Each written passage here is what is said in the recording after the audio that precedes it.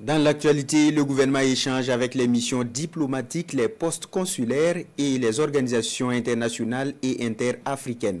Le chef de la diplomatie burkinabé parle d'un dialogue dans la confiance mutuelle et la sincérité.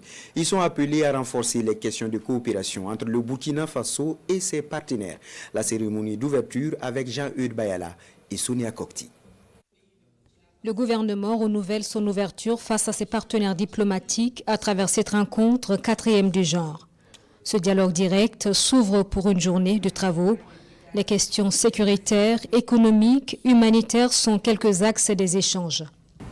La présente session se veut aussi, comme je l'ai dit, certainement un moment de réajustement et de correction sur certaines actualités. Le Burkina Faso, le Mali, le Niger et bien d'autres pays n'échappent pas à la pollution médiatique sur un certain nombre de sujets. Et lorsqu'on est dans de tels contextes, il est important que ceux qui détiennent l'esprit et l'information juste puissent rencontrer les diplomates et les représentants que vous êtes pour vous apporter l'information juste, celle qui doit vous orienter dans vos choix, dans le renforcement de la coopération et des relations avec le Burkina Faso.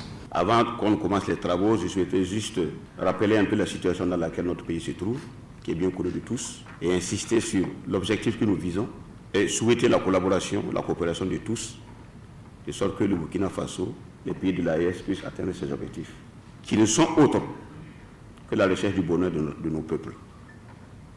Nous aspirons à un mieux vivre. L'élan engagé par le gouvernement burkinabé est accueilli chez les partenaires avec la même ouverture et l'intention de renforcer les partenariats en ajustant les informations de part et d'autre. Nous tenons à valoriser cette initiative qui se perpétue. Moi, je me rappelle très bien de la dernière qui a porté sur l'actualité relative à l'AES, qui nous a permis de nous imprégner de beaucoup de choses de la situation dans la sous-région.